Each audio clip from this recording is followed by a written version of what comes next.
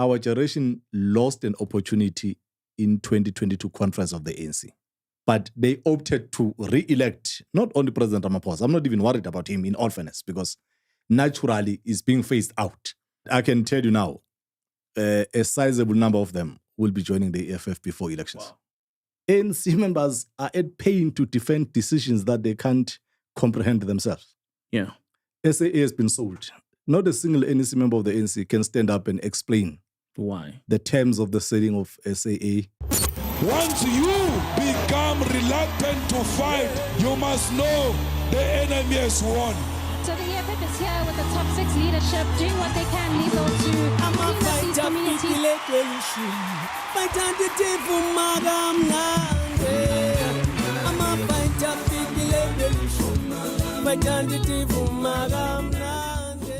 Greetings, Africa, Zonga, Africa, and the world. My name is Titus Tungu, and this is the EFF podcast. And as always, we're coming to you from Winnie Madikizela Mandela House, where our state-of-the-art studios are based.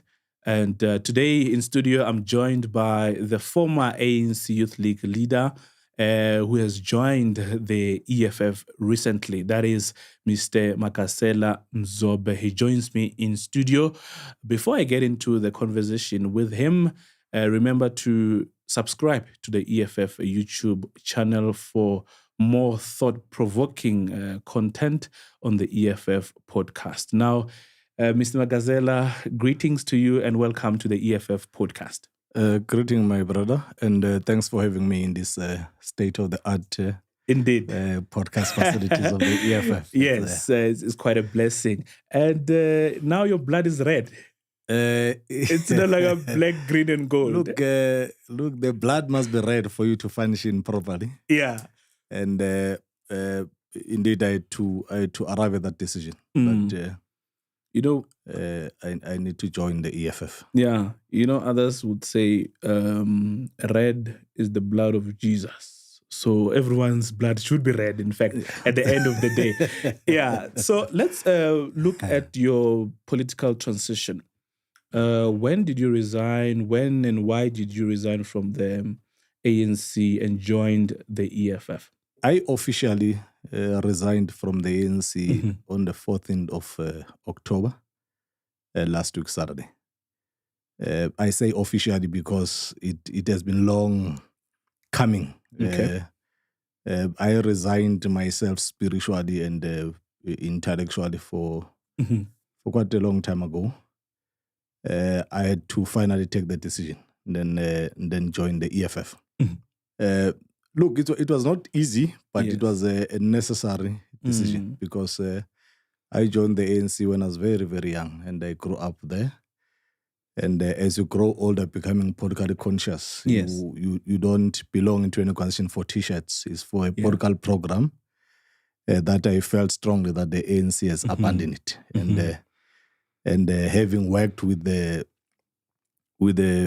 comrade like the CIC, comrade like DP Floyd, Ndlozi, having understood, because I've always been in interaction with them throughout my political space. So I decided that let me join this young movement, 10 years old, try to build it and help it as it goes to elections next year. Yeah, and you have served in different structures of the ANC, the ANC Youth League, and also the SASCO structure as well. Perhaps if we can reflect on that journey at the time when you joined the ANC Youth League, what were the political material conditions on the ground? And would you say from that time, between then and now, what has changed, basically? Look, so those of us who were born in 1980 or early 80s, naturally the hype in the country when we were turning 13, 14 was the release of political leaders. We were young to comprehend what that meant. And the ushering of democracy in 1994. Although we could follow our brothers, those of us who had brothers were exposed into the ANC politics. But we're not at a matured level to comprehend strongly what this movement meant. But the euphoria that was there meant all of us will naturally gravitate toward the ANC. Yeah. And that's how I found myself in the youth league when we were young, 18, 15, and then joined the ANC later. Okay. Became its volunteer from grassroots level up until we became conscious comrade that could be given responsibilities within the ANC Youth League and the ANC. Yeah. So I've been there for better part of my life. That's why I'm quite confident that arriving at this decision, I didn't make a mistake because I've been there. I saw it, how it changed. I'm from KwaZulu-Natal. Yeah. I know the ANC when it was not in power. I didn't join it when the ANC was in power in KwaZulu-Natal. Like many you'll find in leadership positions today. So I know when the IFP was in charge of my municipalities at Newcastle. I know how we won that municipality back. I know how ANC led by Comrades Busiso Ndebele was not in government as a ruling party. I know how the ANC fought to win that province in 2004. So I felt that all those years spent there and the leaders I've interacted with throughout my years in the ANC, it's no longer, for me, the ANC that in my adult life, I became convinced it could change the lives of people in South Africa. So in a nutshell, this is the ANC Youth League that you're no longer part of. It's no longer the ANC Youth League of the likes of Peter Mukaba, the founding president, Anton Libede, and CIC, of course, Julius Malema. Do you strongly believe that the current ANC Youth League is no longer, of the same values of the, during the time of those people that I've just mentioned? Yeah, that's why I say sometimes it does count when did you join the ANC or the ANC Youth League, which then affect your memory and interpretation of what it's its current state of affairs. When we're there and we're under the leadership of Kikaba, it was a consolidation of youth structures, Umsobombu Youth Fund, young people structures to put young people at the center of economic activities in the country. Came Balula. A better part of his presidency, in all fairness, was the battle about 2007 conference of the ANC. Yes. That's why you can't deduct much what that youth league that he led as a president represented other than the challenges of the time of going to the ANC conference in 2007. So came Comrade Julius Malema. We then saw a different approach into the politics of the Youth League post-1994, which strongly spoke about a generational mission, because before that, the ANC Youth League has always been about the founding principles of the ANC Youth League, Pan-Africanism of the founders of the ANC Youth League. Now, we needed to chant a new way forward, a new mission of that generation of the time. Hence came the economic freedom in our lifetime as a generational call of that ANC Youth League. That is why I say, since then, at least we have something to keep the ANC focused on. It's our mission that we will fight for this within the ANC, till some of us felt that there is no willingness, political will from the ANC leadership. There is no political conviction and commitment from the leadership of the ANC to realize this dream. In any event, it's our dream, generational dream. So I do not expect this leadership of the ANC at the age of 84, 75 to champion a generation mission of a generation that is 40 years younger than them. So that is why I saw the EFF as a vehicle through which my generation can pursue the struggle of economic freedom in our lifetime. And you're talking about political will. In your resignation, you indicated that you could no longer align with some of the ANC policy positions, some of its decisions. If perhaps you can just talk us through some of the decisions that you think you could no longer stand. You see, let me make an example of a phenomenon that entrenched itself in 2017 conference of the ANC. The ANC I joined. 2017. Okay, 17. Okay. The ANC I joined frowned upon anyone who will use money to contest the position within the ANC. And in 2017, or soon after the conference, it became clear that almost $1 billion, as reported, was used by the campaign of the current president of the ANC. 17 years. Now, when we have been in the movement, as long as I've been, given my age and how early I joined in the ANC, you will have expected that something drastic was going to be done post that. Yeah. And having realized that, look, 5 years later, a next conference comes in, the next conference normalizes it. The chairperson of the ANC goes to national television and says, at least this time around, the president didn't use too much money. He scaled down, to quote his exact word. The president scaled down in using the money to be elected, and then pointed out one comrade was in the ANC president's office in government that has been caught distributing money, contesting to be a treasurer of the ANC. And then the chairperson of the ANC says, no, it's better that he was not elected as a treasurer, but he's serving in the NEC of the ANC, and nothing is being done. So it became clear to me that if this trend is allowed to become a culture, those who do not have money will not lead the ANC in future. Now, the contestation within the ANC becomes who's got a bigger money, bigger check than the other. And I felt that if the organization has allowed that culture, as I think it has allowed it, to be entrenched. Before it was frowned upon, done underground. Yeah. But now it's known, it's got faces and people that have done that. Nothing happens to There's them. No accountability. I felt that, look, it's going to be becoming an organization of those who can buy votes. And therefore, you are likely to be led by people who've got no mission to accomplish politically. Then I looked at the resolution that have been taken, that ANC members are at pain to defend decisions that they can't comprehend themselves. Yeah. SAA has been sold. Not a single ANC member of the ANC can stand up and explain why the terms of the selling of SAA, and is it the policy of the ANC now that SOEs are going to be privatized? We sing with ESCOM. Load shedding is not about to leave us anytime soon. And you don't hear the leadership coming out clearly. What is it that is going to be done to save this country from further collapse? You look at SOEs in general. The Port Authority, I'm told that private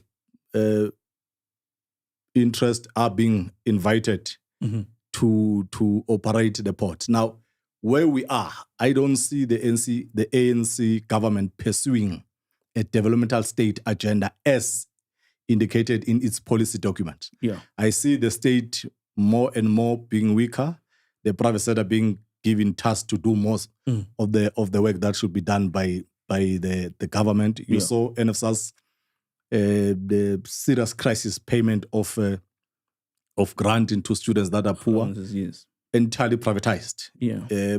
It's only through the crisis that they are reversing that. But the intentions, as far as I'm concerned, as what I saw President Mbeki is also talking about that. Like, look, at this rate, the state would be left just to administer the affairs of social grant in orphans. And you're talking about the ANC leaders buying votes. So in the ANC, the culture now is that if you do not have enough financial muscles, you must forget about becoming a leader or a president. And that wipes away the interest of the people on the ground. So in your view, would you say beyond internal party contestation or buying of votes internally, would you say the ruling party buy votes in actual elections as well? I wouldn't. I wouldn't go that far in all fairness. I know that the former SG of the ANC, Ace Magashule, in one of the interviews did say that we need to be careful that that possibility about the exists. rigging of elections. I don't think so. I don't think they are capable. I don't think they wouldn't entertain that idea if it was presented. But knowing IEC and having followed what the IEC leadership says, I think I'm confident that that possibility would be stopped if it was ever to be tested. And you mentioned that the chairperson of the ANC, I would like to believe, Gwede Mantashe, currently the ANC is busy with its 2019 manifesto reviews. What are they actually reviewing there? Are these some of the things that you are running away? Because if you check, the people on the ground are getting 350s. There have been a lot of commitments made on paper, but practically the ANC, for example, is unable to amend Section 25 to allow for expropriation of land without compensation. You know,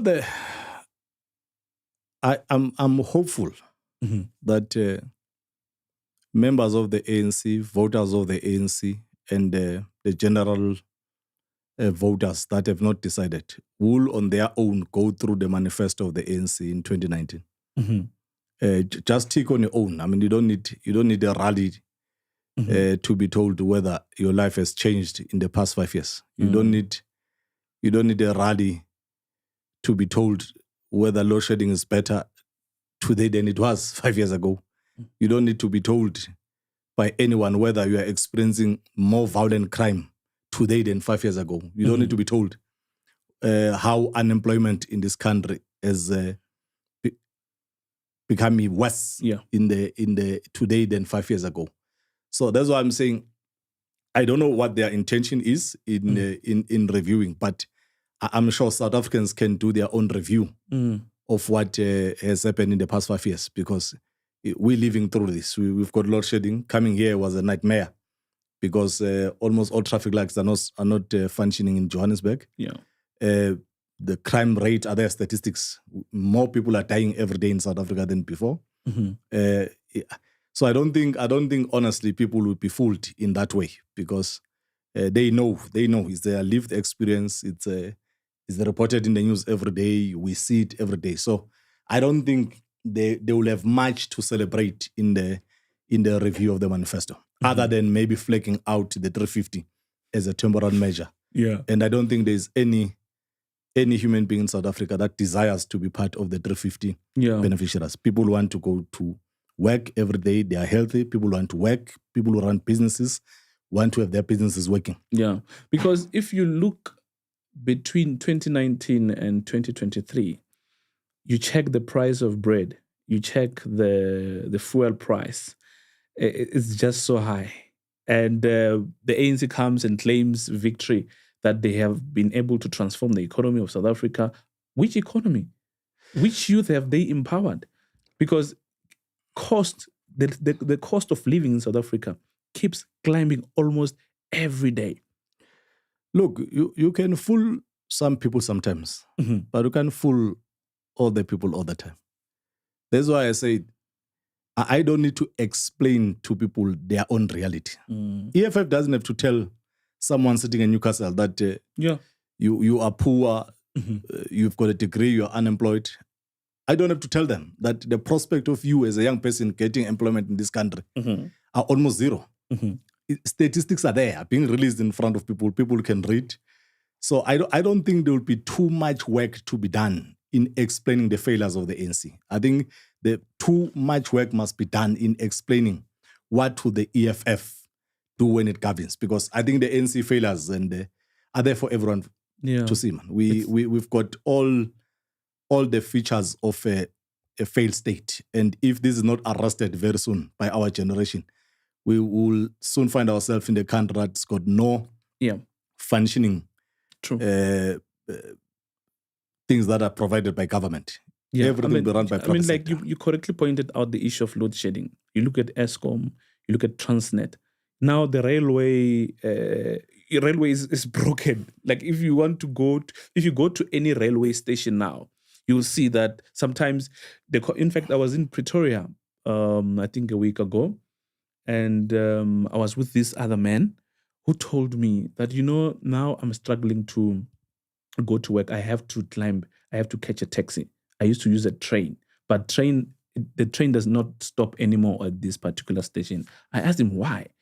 Because there's no infrastructure anymore, and the train, the times in which the trains move have been shifted. In fact, everything's just collapsing. Look, that's why I say you can't explain these problems away. Mm-hmm. These are not natural disasters. Yes, man-made. These are leadership problems. Mm-hmm. Because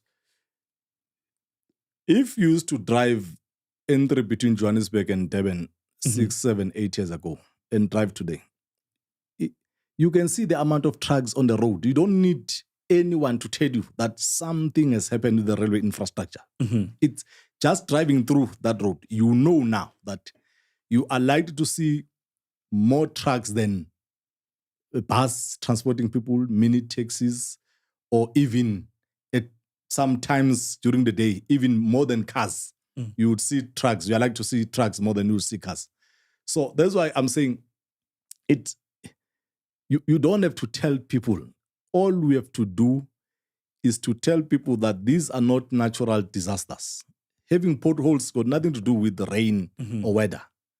It's not a climate issue. Yes. It's a leadership collapse issue. Not having railways is not a natural disaster. They're not wiped by tsunami. It's because there's a leadership that failed to maintain an existing infrastructure. People need to appreciate that it's only through their votes that they can decide whether they are happy with this to continue or it must be disrupted in 2024 to usher a new thinking of leadership that will take South Africa forward. Yeah, and you're talking about the political will. Now you have made a move. You joined the EFF. You were serving in the ranks of the ANC. You were also an NEC member. What would you say to those comrades of your former comrades who would say perhaps you have sold out?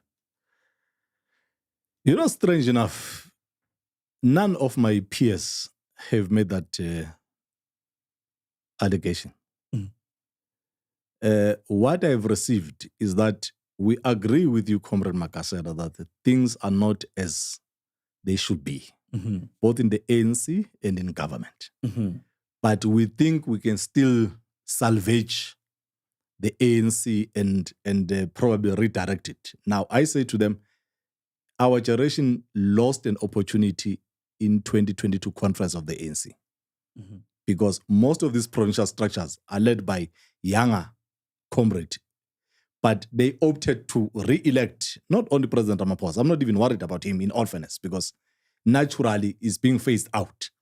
But I'm worried about the lack of decisive intervention from our generation within the ANC to dislaunch this generation that was part of the CODESA settlement and allow economic freedom in our lifetime generation to take over the structures of the ANC and the direction of the country.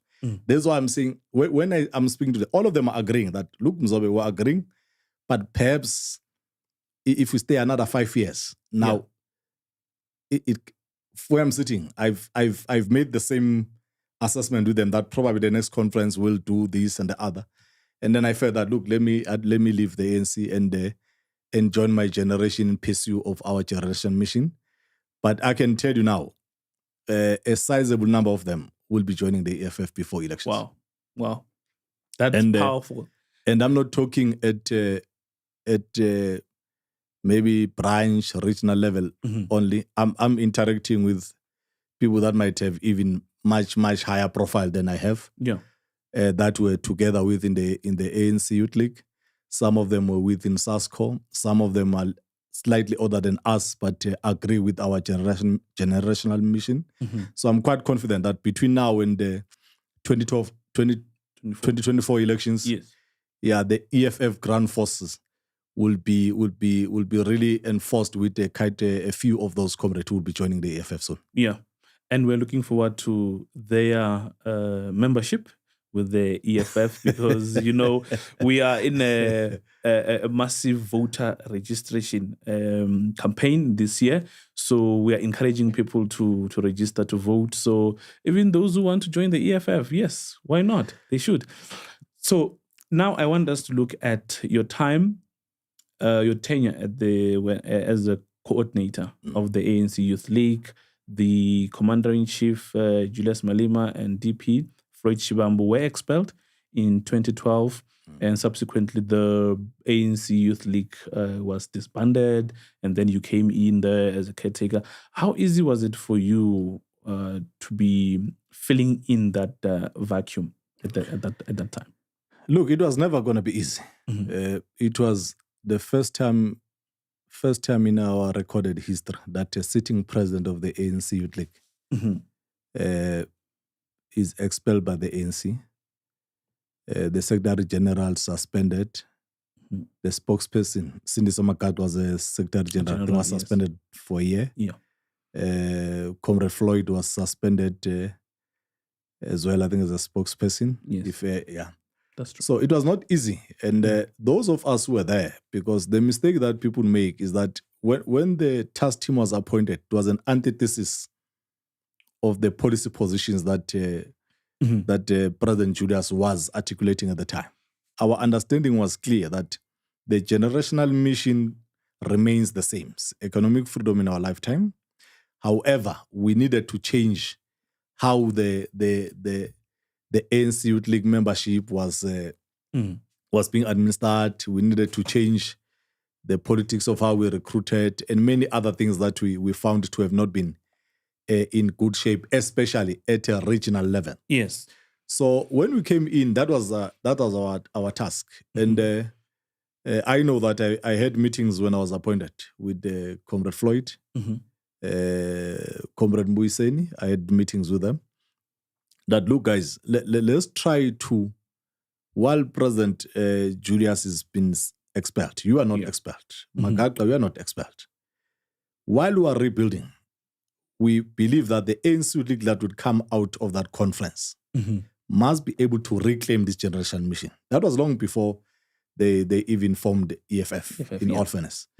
And it became clear to them that, look, Mzobe, there is no way the old guards in the ANC will ever accept us back, even if we're to be disciplined members and come back. And we all know what happened to Magagla eventually. Yes. May his soul rest in peace.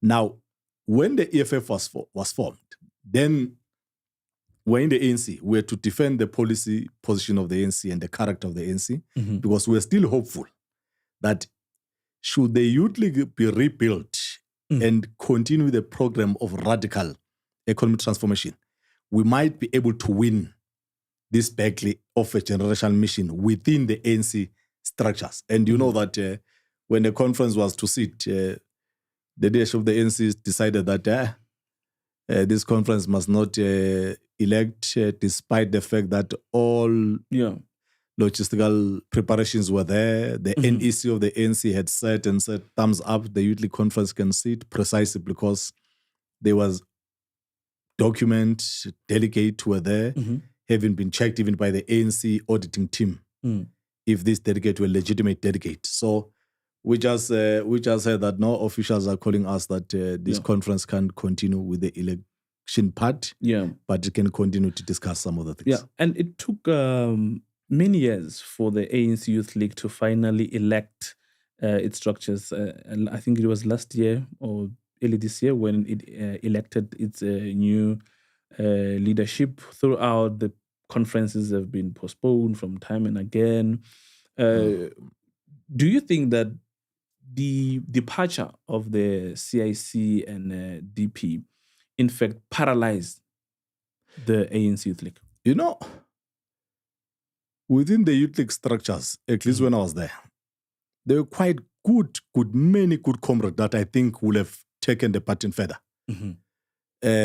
Even after the departure of President Julius. I know that there were people like Ronald Lamula, that was a deputy. There were many that I wouldn't want to mention their names. I don't think it was a lack of talent or capability within the youth structures of the ANC.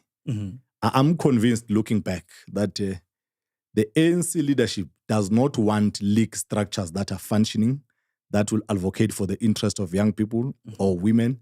They will prefer youth league structures that they control, because what Comrade Julius did at the time was to show the ANC leadership that the ANC is capable of championing the interest of young people within and outside the ANC.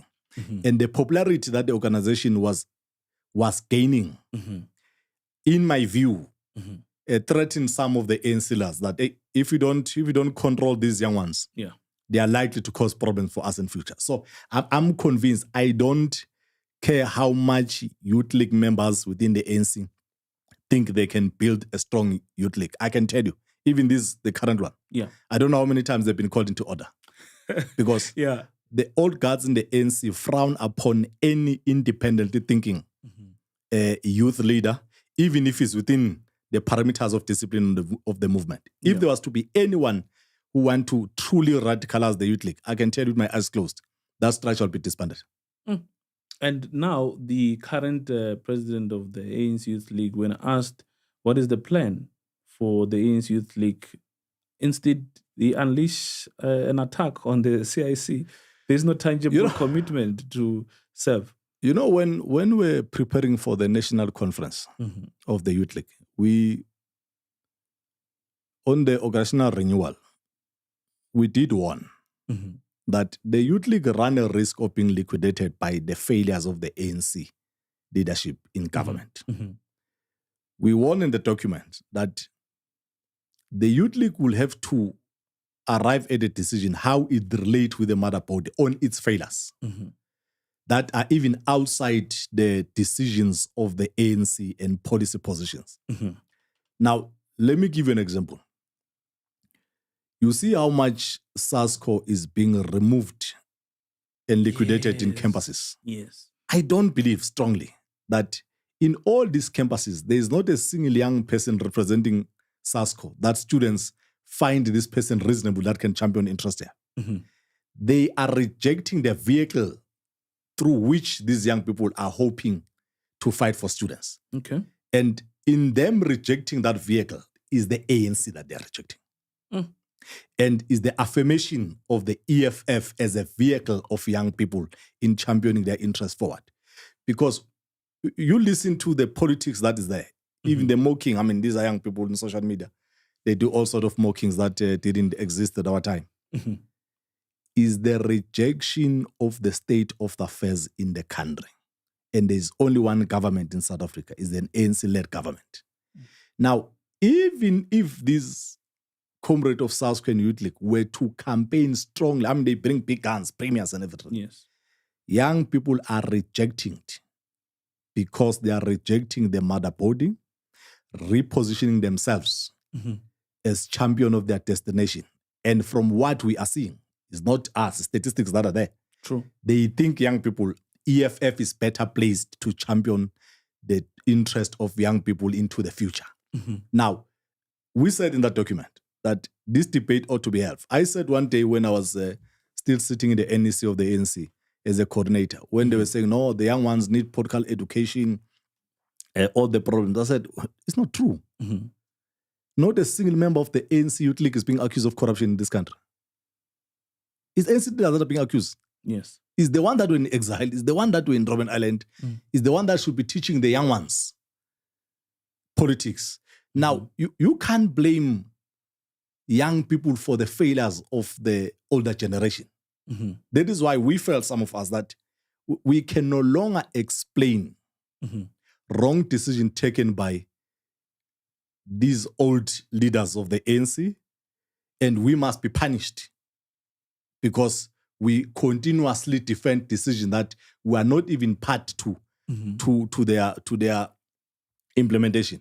I felt that, look, it's let's join EFF, which fortunately is led and collectively by comrades I've worked with before, and they pursuing the generational mission which is economic freedom in our lifetime. And what do you think is the reason behind the lack of implementation of the ANC policies? I mean, in Parliament, the ANC has got the majority. Look, there's nothing that stops the ANC from creating a state bank. Absolutely nothing. But it's being debated, resolution after resolution. Yeah. There's nothing. I repeat, it's a lack of political will to return the land to its rightful owners. As a rhetoric, they will say the same. None of them want to create a state bank. For simple reason, there is no bank in South Africa that does not have former senior leaders of the ANC having interest in those banks. Historically and currently. All big banks in South Africa got people who have led the ANC who've got interest in those banks. Now, how are you expecting those same people to champion the creation of a state bank? It's not going to happen because we are threatening their interest. So that's why I'm saying there is no possibility of the ANC implementing those resolutions. As a rhetoric that attract elections, they'll talk about it. They'll still talk about nationalization of mines. But we all know 30 years later, you can't still be talking about things you want to do that you have said 20 years ago you'll do. Yeah. And the step-aside policy, somehow it was applied, I don't know, it was somehow perceived as a witch hunt on some cadres. On that resolution, why do you think there was a resistance on the implementation, full implementation of that resolution? People assume that decisions taken by NPA are independent of the body politics in the country. It's not true. And I say this all the time. Under President Zuma, it was accepted that people would criticize NPA, that no, they are charging people for political reason. Yes. It happened when President Mbeki was there. Zuma believed strongly that is being persecuted. Why do you think it won't happen today? What is that has fundamentally changed? That we are confident that only people who have broken the law will be prosecuted, and the prosecution wouldn't have eyes on ears on the factional backlash within the ANC. Now, from where I'm sitting, it was a mechanical way of the ANC trying to set the facade that we're on a renewal path and all those things. And you can't tell me that since that decision was taken, it's only high-profile person that has ever been removed is Ace. Because why? It's properly crafted that only those who are charged. Yeah. Now, if you are not going to be charged, you can commit the same crime as me. But we'll argue that, no, we are not charged yet. If we commit the same crime, you get charged, what happens? You must step aside till I'm charged. 7 days and no one has charged me. 7 years later, you are still going to court. Your case has not been ventilated. And so I think it was a mechanical way of trying to arrest the decay within the ANC, but I don't think it's properly articulated, and I don't think it would serve any purpose other than factional backlash. Yeah, indeed. So now let's look at the time of the ANC, the ANC Youth League president, Julius Malema, and DP. What lessons would you draw from the expulsion? Or what lessons did you draw from the expulsion? Look, we can write the history. We were there, and the historians will have to tell us how that changed the political discourse within the ANC. But as interested parties, we said it even at the time when these DCs were sitting. Those of us who had access to some of the leaders, that what made the ANC act so drastic that you expel? Because an expulsion is an indication that you can't be molded, you can't be corrected. And if you remember, the DC had said suspension. And we were under impression that, okay, he would be suspended 5 years. He was offering even going to China, I think China or Cuba to study and learn political discipline. He was volunteering that himself. Yeah. Now, I think the decision was too harsh. We expressed that internally even at the time, that, hey, expelling the sitting president of the Youth League for the kind of charges that were there was a bit harsh. But I guess the organization do take those decisions. And over a period of time, looking back, I think all of us can appreciate that a grave mistake was committed. Yeah. And why did it take you so long to finally join the EFF? Why didn't you? I think Floyd was not doing enough work. I mean, he tried to recruit me when the EFF was being formed. And I argued with him strongly that I'm convinced, Floyd, if the Youth League was to be rebuilt with proper cadres, we can still pursue this struggle within the structures of the ANC, because the ANC remained a dominant force 10 years ago, in all fairness. And when I left the Youth League structures in 2014, I decided that, look, let me channel my energy on other interests rather than in political office. And as I said, my lived experience over that period of time, because there was a bit of hope. Okay, there's a new dawn in 2017. Let's hope President Ramaphosa will implement some of the things he was articulating. But 5 years later, after 2022 conference, it became clear to me that this has reached inevitable historical decline. I don't think it can be saved with the ANC. Yeah. And the ANC Secretary General, Fikile Mbalula, has always accused the EFF of stealing the ideas or the resolution of the ANC Youth League on, economic freedom, including the 7 cardinal pillars of the EFF. Do you think this is just the ANC crying foul because they have come to the realization that the organization is dwindling into insignificance? Look, EFF, I mean, in my interaction with its leadership and what I read in the documents, has never pretended that these resolutions are new from heaven. It's a generational mission that was properly articulated in a conference of the ANC Youth League that re-elected President Malema. So there's never been any confusion that this is where these resolutions are originated.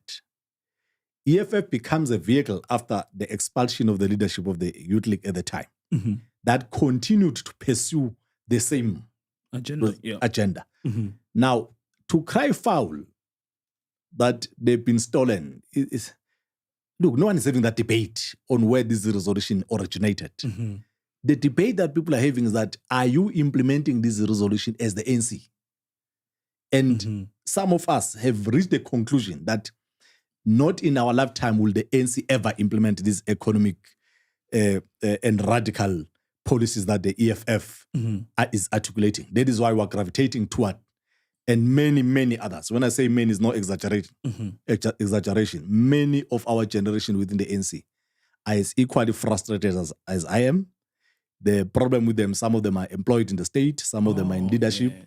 But I can tell you that come 2024, the generation of the Youth League that articulated economic freedom in our lifetime will match with the EFF in wherever they are to give the EFF electoral victory next day. Yeah.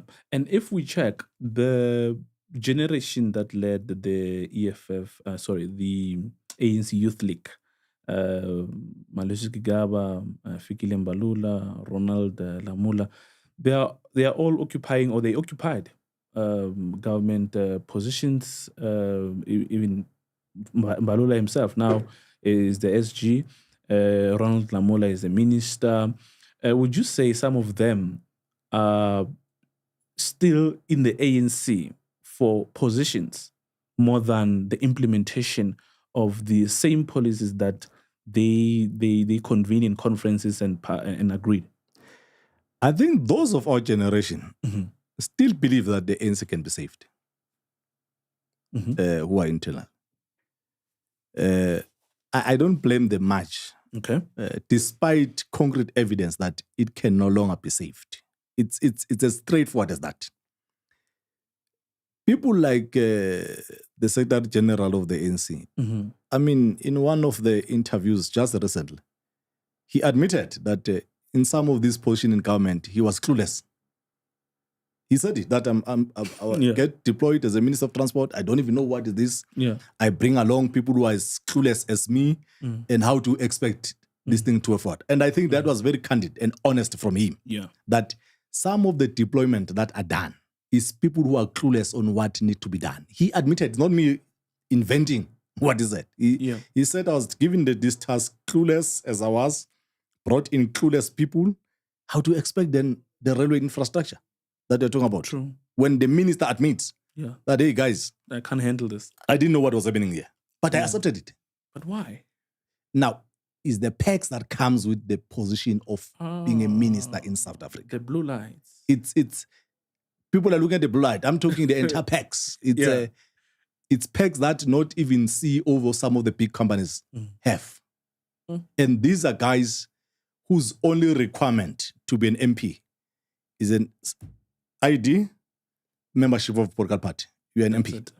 Yeah. And within a short period of time, if you are lucky or belong to a proper faction, we are given those responsibilities. Yeah. This is why some of them are drowning, but they don't have options for themselves that if I resign here, where do I go? Some of them genuinely are clueless on what they are deployed to do there. They are good human beings, but they don't have option. Where do they go?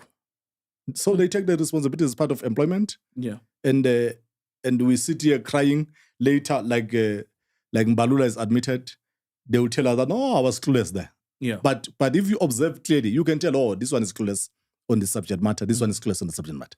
Because there is no alignment between the deployment, the capability for that specific. Yeah.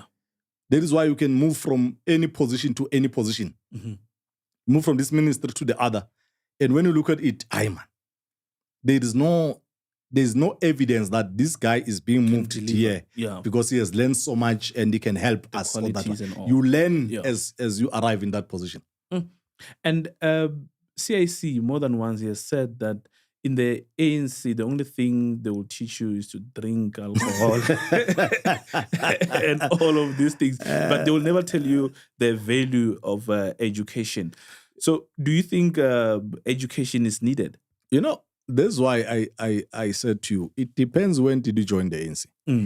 When we joined it, there was no way Sbu Ndebele would not tell you to go to school. There was no way Zwelim Kiza would not tell you to go to school. And we did not expect that in our lifetime, those comrades will ever give us deployment in ministries. It was not in our minds. That is why we had to go to school. The best we could hope for is to get deployed in the administration. Now, I wouldn't know about alcohol because throughout my years being in the ANC, I was not drinking alcohol. So I can't blame them for having taught. But the truth of the matter, the ANC has not been able to make education fashionable for the youth. And how to do that? You do it like in China. Simple. The ANC visit China almost twice a year, leadership of the ANC. Yeah. Don't deploy comrades who didn't go to school, who grew up under democracy. I understand the old ones who went to exile. I truly understand. I've got no issue about them. They went to exile. They couldn't go to school. But come on, man, we are 30 years old. As old as democrats. You are in the ANC. We can see the car we are driving. We can go back into the deployment we have had in the past 10 years. Surely, if you wanted to be educated, you will have paid for your education. You don't even need NFSAS. If ANC can decide that no younger comrade, no matter how much you think you are talented, will be deployed if you did not go to school, it will incentivize the young ones within the ANC structures to go to school. Yeah. But if we only deploy because we are able to maneuver, even when we are 30 years old, 35, it's not possible. That is why I'm saying It would be criminal for the ANC to deploy anyone that did not go to school, wherein all resources were available for them to go to school. Yeah. The old ones, I fully understand. Mm-hmm. All right. So now let's look at the statement released by the Ministry of Justice. Ronald Lamola has issued a statement, in fact, condemning the remarks by the president of the EFF, Julius Malema, on his remarks following the East London Magistrate Court ruling on the application that case of the alleged firearm discharge, but it must be dismissed. Now, the CIC addresses the EFF supporters, obviously expressing his views as it should, and obviously pointing issues of incompetence on the side of the magistrate, Olivia. Now, the Minister of Justice and Correctional Services, Ronald Lamola, issues a statement condemning the ECIC's remarks, claiming that these are attacks. Would you say Ronald Lamola is trying to settle a political score against the CIC or abusing his state power as the minister? Yeah. I honestly think it's deeper than that. Let's go to it.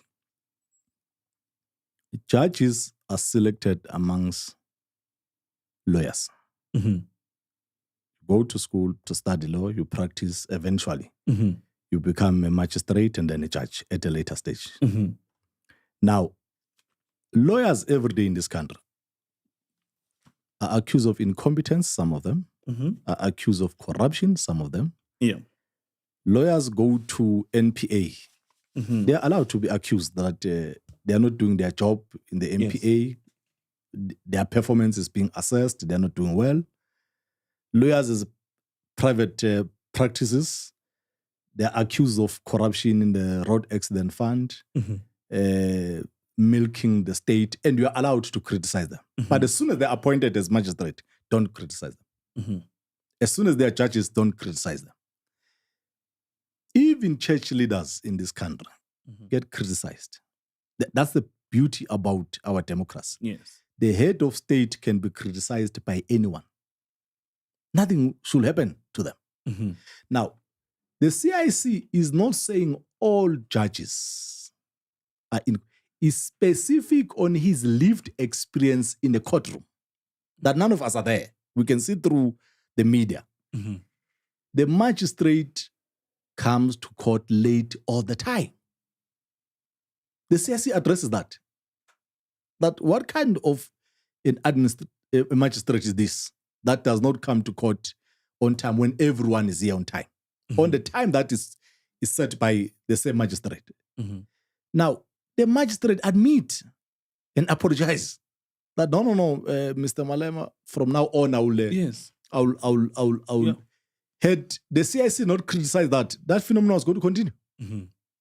Now, he goes to court for a judgment. Leave the judgment. He will probably appeal if he decides to appeal. Yeah.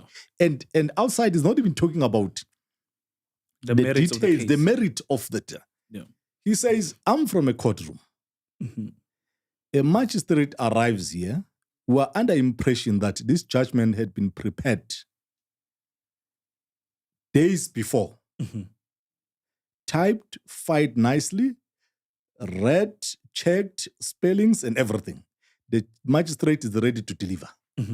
Now, in the middle of delivering the judgment, the magistrate remember that there are copies that are not here. What is that? What do we call that? Can we freeze the judgment? I've never seen that even in movies in Hollywood. That during a delivery of a judgment, a judge or magistrate says, hey, I'm sorry, guys. There are 2 pages that I don't know where they are. Yeah. I must go. How did this must be silent. How did these 2 pages find themselves out of this package? Leave the fact that the magistrate arrives it and realizes that, hey, I didn't even carry my judgment. Can security officer please go fetch my judgment in the office? And when he's realized that 2 pages are missing and must go back and pay. That level of clumsiness in the judiciary can't be left unchallenged. It doesn't matter. Who is that magistrate or a judge? That level is the same level of competence we demand. Just imagine the president of the country delivering a state of the nation. In the middle of a speech, he says, hey, there are 2 pages missing here. Can I go in my staff? Can you bring the 2? It's unimaginable. Sure. It's unimaginable. The opposition will be up in arms. The country will be up in arms because it's a sign of being disrespected. It's a sign of being disorganized, unprofessional, and clumsy. But when you point it out to the judge, everyone must come out. But no one says the CIC is wrong here. It is allowing the judiciary for a judge to be as clumsy as what we just saw. That's why I don't understand what the Democrats that says judges can't be criticized. I think what the CIC has done is what everyone that appears before judiciary in this country must demand as a respect and competency on the part of judges. Because they do that with lawyers if they arrive late. If an accused arrives late in court, there's a consequence. And for a minister who studied law as well, it's very bizarre to issue such a statement. Look, it's the day Comrade Ronald stopped talking about amendment of Section 25 of the Constitution, I realized that there's something wrong with these ministerial positions. Because this is a comrade that some of us truly respected. And he will tell you, when the CIC was expelled in the Youth League, I personally had a conversation with him that, look, this mission can't be abandoned. Take over this thing. Because at the time, the Youth League was not disbanded. We will deal with the issues of expulsion and suspension of our cadres at a later stage. But we need to rescue the generational mission. And between that and the appointment, all it needs articulation, proper. We need to nationalize mines. We need to nationalize the land. We need to amend the property clause in the Constitution. Proper generational articulation. Something happened. Something terribly happened once he became a minister. And having been around many, many good comrades before they got appointed in those positions, it became clear to me that there's something fundamentally wrong with these trappings that comes with this ministerial position. Yeah. Have you ever been offered any ministerial position? You know, when President Zuma was president of the country and the Youth League conference was stopped, there was a conversation that what are you going to do now? I said, you guys, you got me when I was working in KZN. I didn't come here to lobby to be an entity. Allow me to go back. I didn't take any political office position. I went to work in government, advised some of the ministers. The same opportunity presented itself in 2019 when Comrade Ace was still the SG. Once the list in the ANC is finalized through the branches and all that, there's always a possibility of the leadership to balance whether youth, geographical spread, minorities, and all that. There wasn't a possibility, at least offered by the Secretary General of the ANC. I was in his office. That, look, Mzobe, after the Youth League, we don't know where we are participating. Can we take you to Parliament? I said, look, I can't. I didn't have interest to be in Parliament because I didn't think really I'll add any value. There were too many voted through party lines and all those things. So I felt, SG, thanks, but I can't take the offer. So there has been attempt. So it's not like I go around looking for positions. But those leaders knew what I could contribute, and I appreciated in all fairness. But I didn't think at the time I want to contribute at the level of parliament or ministerial position. Yeah. And Minister Sisulu appointed you to the Umgeni Water Board. You served there. Yeah, it was probably, six years after the Youth League. And I'm forever grateful for that opportunity given to me by such a senior minister in the ANC. Obviously, she knew me because I served almost 2 years in the NEC of the ANC when I was a coordinator. So I'm sure she might have found something interesting on my leadership. And the call came through that what are you doing? Can you please help us? Again, we need an interim board to come together. It came, and we did what we could do with the shortest time possible with the many of highly talented professionals that I served with in the board at Umgen. Yeah. After that, it was reversed by the court of law because they had disbanded many of this board, and came Minister Senzo Mchunu in the reshuffling. And look, once the court says that board that was disbanded by Minister Sisulu to come back, he had to comply with that. And I know they just constituted another board. I didn't apply. I didn't have interest because I think I'd played my part at the time. Sure. Yeah. And now we are looking forward to your renewed dedication here in the EFF.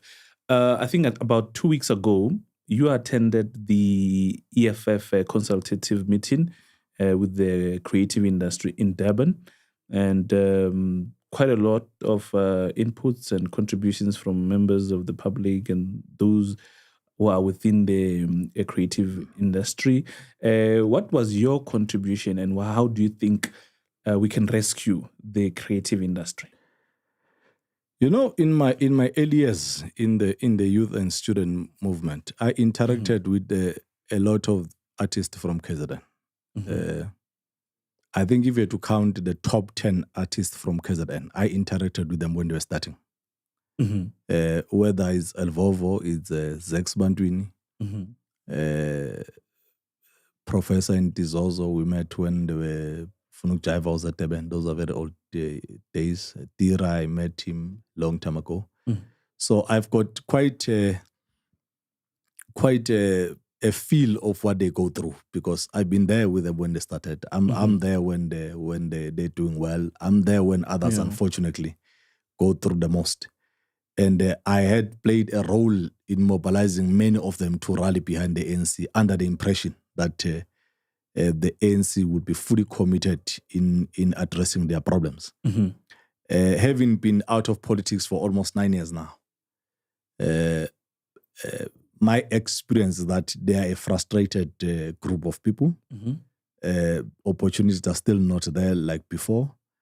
Then I felt that let me attend and share the experience that I have with them and my interest in football.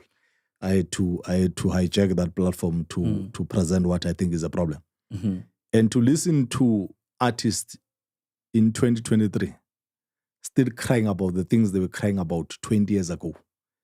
It became clear to me that there is no any other alternative that will genuinely help artists out of what they are confronted with. So, and I reminded them that elections are coming. Everyone is going to tell you that. But go to the manifesto of the ANC and look what it says about creative industry and check if those things have been done in the past 5 years. No implementation, none. You see, that's a problem. And I said to the Secretary General of the EFF, Comrade Marshall, I said, look, don't take for granted this confidence that these artists are showing in attending your event when you're not in government. And most of them depend on government gigs to survive. For them to praise themselves and come here and cry to you, I hope is going to be fully expressed in the manifesto of the EFF. Yes. And the assurance that I got from the leadership is that we will be part of ensuring that those decisions are there of that meeting in the manifesto, because they cut across national and all fairness. True. And hopefully those artists will not repeat one and the same mistake all over again and pray for different results. I think I expressed to them that I think it's high time you guys try this vehicle. It's led by people who understand you, of your same age. And if EFF doesn't do that, remove EFF of 5 years. It's simple and straightforward. Vote EFF in, remove it if it doesn't deliver on what it's going to deliver. Yeah. And also looking at our country, in other countries, you look at the United States, Europe, their democracy sort of, it has reached that point of maturity. They alternate, like they don't depend on only one party. I mean, the ANC has been at the helm for 29 years now. I think we need to venture into an understanding understanding that politics is about giving other political parties a chance as well, because you cannot keep on voting the same party but expecting different results. Your views on that? Look, I'm quite confident. The ANC will be removed from power next year. It's not only us who have left who think it must be removed from power. It has played its role. Let's give it to the ANC that it mobilized forces in national and international to defeat apartheid. We can't rewrite that history. But let's also be honest that like all other liberation movement, it has said that so in many documents of the ANC, that it was not prepared to govern a sophisticated state like South Africa. The Ready to Govern document, it was a wishful thinking that once we get in, we'll do this. The ANC chairperson 2 weeks ago admit in one of the manifesto review rallies that when we came into government, we're not ready. And please, guys, don't blame us. Bantu education destroyed us. He said that the reason we're unable to govern is partly because of the type of education we received. Now, I don't know any education that they've received after that. So I don't expect them to have acquired new knowledge and capability to govern better after 2024. And where I'm sitting and my contribution in leaving the ANC is to indicate to those who belong to my generation, I've got full confidence on the younger ones, 2000. Those ones, I think they're a bit ruthless than us. They've got no affiliation sentimentally into the ANC. They're 20 years, they're 25. Yeah. All they want is a functioning country. And I think our generation can't fail that young generation. That is why I'm confident that many of our generation are now adults who are not voting for the past, are voting for the future. And after 30 years, I think the ANC had done the best it could possibly do. It has run out of ideas. It's exhausted. It has reached its historical decline. All we have to do is to put that in motion come 2024. True. And going back to the creative industry consultative meeting, the Deputy President Floyd Shivambu, in fact, condemned the funding of the SAMAs by the KZN government, 28 million into that. And fast forward 2 weeks now, I read a statement that, the KZN government has pulled out from the SAMAs. They're no longer sponsoring the SAMAs for 28 million rand. And as someone who understands how the creative industry works, how do you think this money, in fact, should have been spent and allocated? When the Deputy President, Comrade Floyd, said that in Durban, he says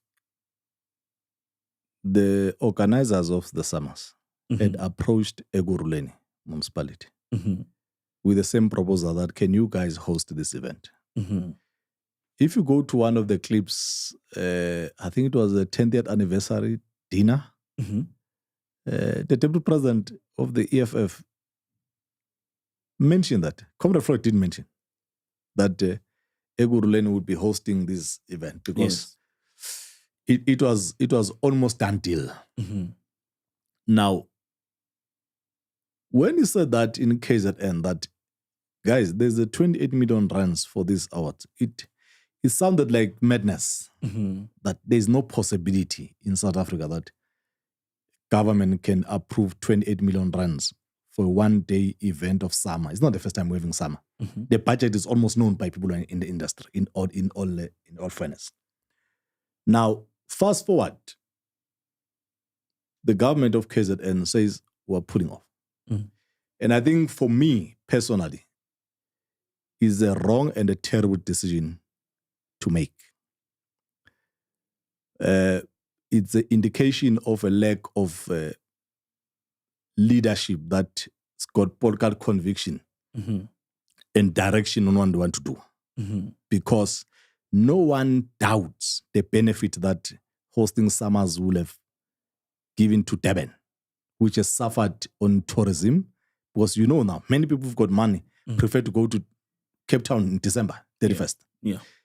I would have expected that a clear and decisive leadership will have called officials, go back to the proposal from Summers, which I heard that the MEC has confirmed that the proposal was 8 million. Now, the organizers came and asked for 8 million. Why are you placing them with an extra 20 million? Where is that man going? The MEC says it. The MEC says on radio. Yeah. These guys came to us, just like Deputy President Floyd was saying. Here is a budget. Can you give us 80 million? We'll be coming to Durban. Yeah. We all know the benefits. We all know the flights that will go down to Durban, the accommodation, restaurants, every additional staff in hotels and all that. But artists were going to benefit. But the people of KZN have lost that opportunity because a leadership that is responsible for those decisions decide to bless Summers with an extra 20 million rands that no one ever asked. No one asked for that money. At least I'm taking what the MEC responsible, MEC Tuma, that they asked for 80 million. Why did you give them an extra 20 million rands? Okay, there's been a brouhaha. Whatever scheme is happening has been exposed. Remove the 20 and leave the 80 million they asked for. Yes. Continue with the Summers. Now, because there is no cultural and political confidence in the leadership at the helm, they retreat to the detriment of the same artists they will be calling next day to come and vote for them. Remove the 20 million rands that no one requested in the first place. Leave the 80 million rands that the Summers wanted, and you continue with an event in KZN. Now, the whole industry is turned upside down. People who rent cars, people who are owning hotels, black people that get employed when there's an event of that magnitude, artists that will have benefited going to festive season, everyone has lost because people don't know which kind of decision to take during a crisis. They retreat, they go for cover, they destroy something that should have continued without that extra 20 million rands. And now it makes more sense why you left the ANC because of its decisions. I mean, now you look at the decision that they've made in hosting the MTN 8 final between Sundowns and Orlando Pirates. They had to spend 10 million rand on that. You know when I said at the time is the decision. Now, you'd be shocked how many young people are up defending the 20 million rands from the ANC. Like, I'm talking credible young people. Because it's done by leadership, the first reaction from them is to be on the defensive mode. Even something as wrong as this one, you are forced to defend, all in the name of being a disciplined member of the ANC. Now, you can go to social media. Many of them are defending these 20 million rands. Yes. There is no way you can defend these. At least some of us who are in the space who understand the value of these awards and how you put them together. Yeah. There's absolutely no possibility that you can defend. Now, you look at that and say, would I stay here defending this kind of decisions by leadership? How would I possibly do it? Let me give you an example. I'm very strong in the football fraternity. Okay. You go to, is it Msunduzi municipality?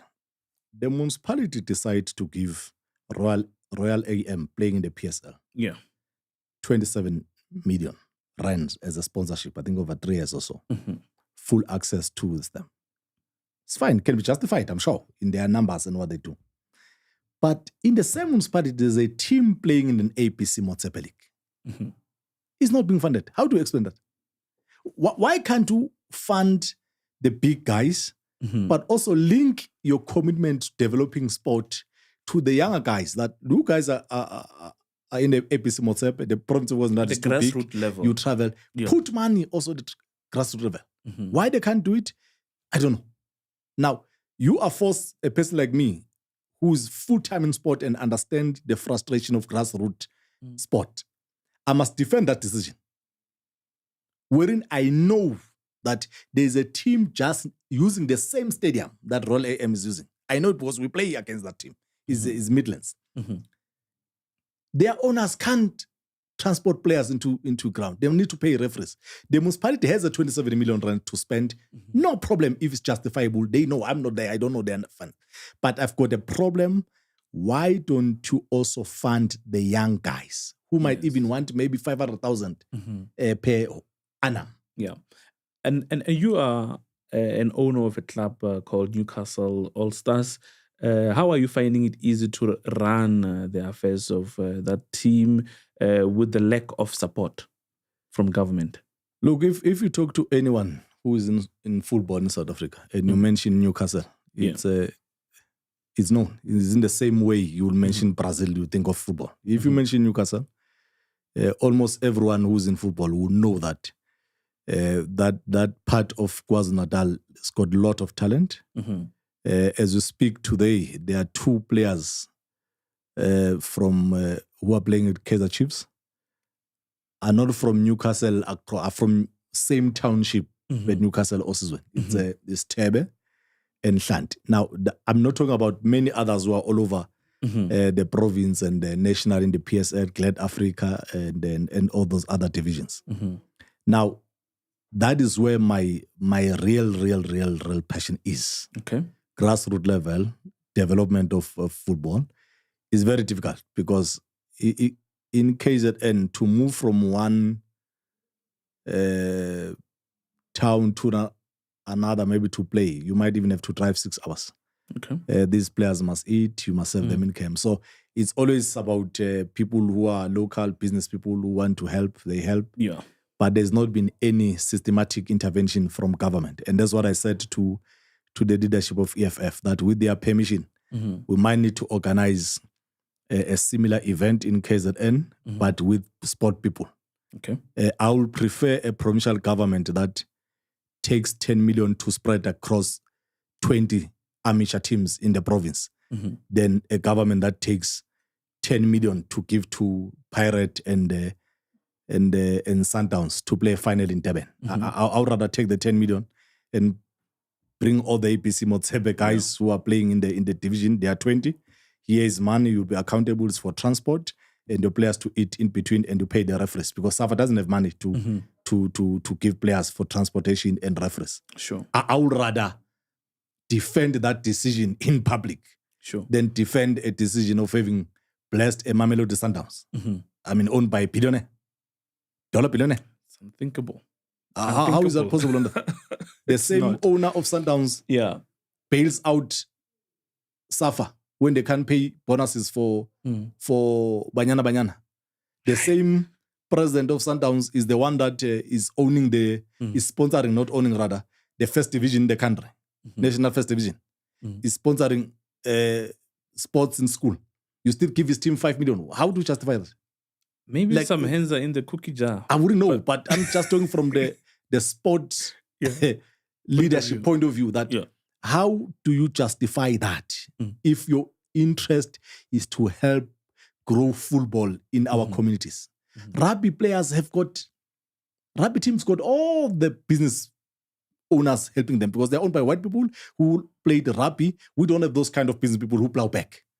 So if government decides to fund, which I think it should fund, some of these sporting events, but morally, how to justify it? I think it boils down to what you have overemphasized: political will. So now I want to understand. More often than not, coaches don't play. You're an owner of a football club. Can you play? Look, we played when we were young, like Which every position? other black child.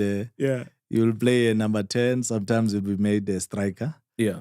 But I did indicate that I joined the youth league when I was a bit younger. Yeah. And even by that time, I knew that if I'm not a lawyer, I'll probably be in the political space and leadership space. So I decided that my contribution in football. Yeah. I don't even play when the people of my age are playing on Sundays because I fear injuries. and I decided that let me rather own a soccer team and run the biggest festive soccer tournament in KwaZulu-Natal and also in every December. Yeah. That's my primarily focus at the stage. Yeah. And then came the EFF possibility to contribute.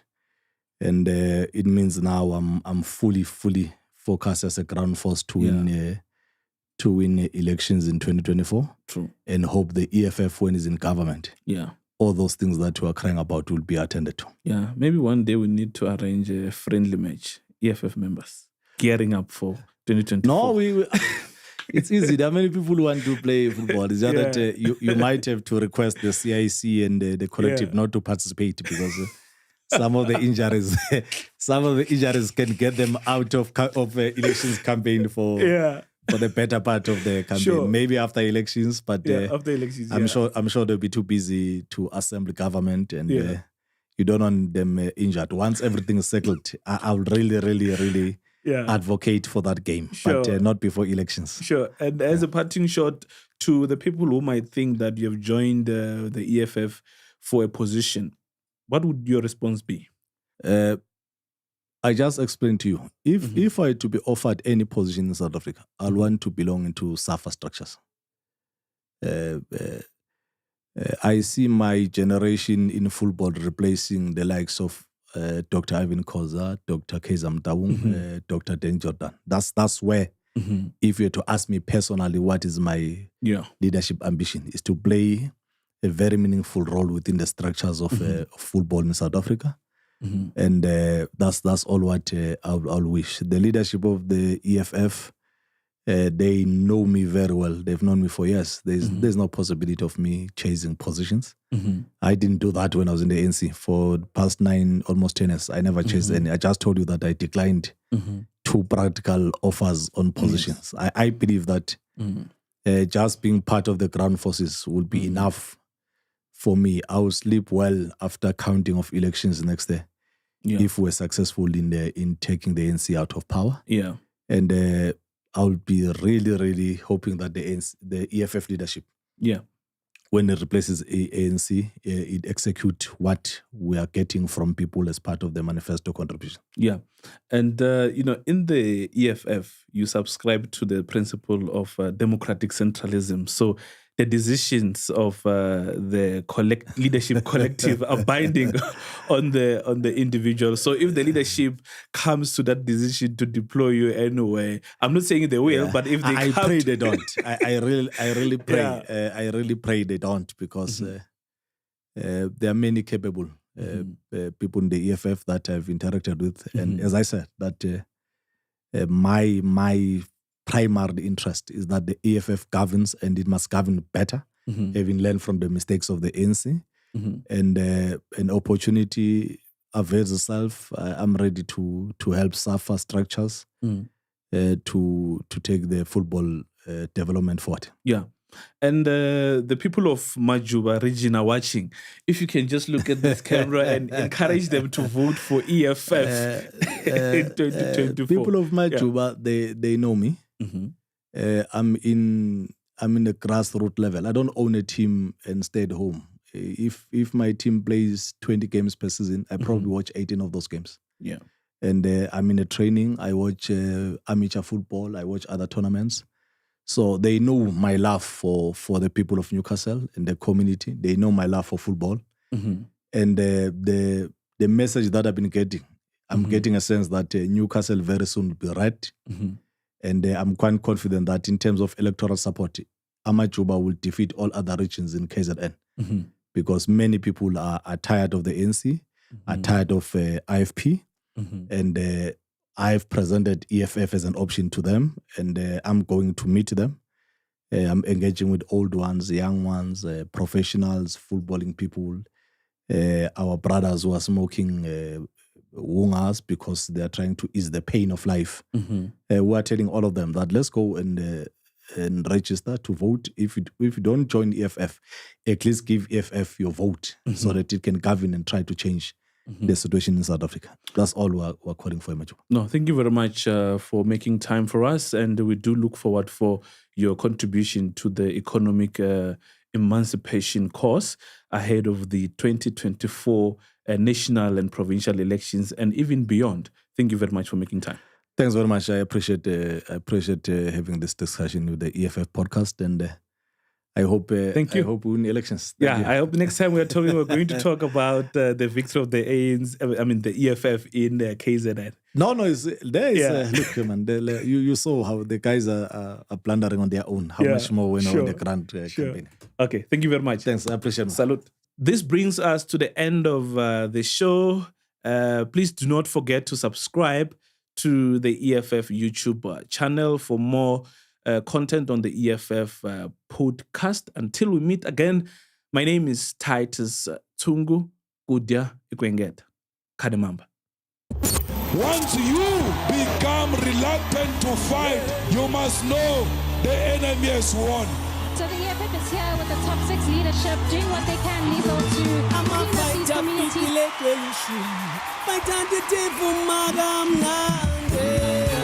I'm a fight up,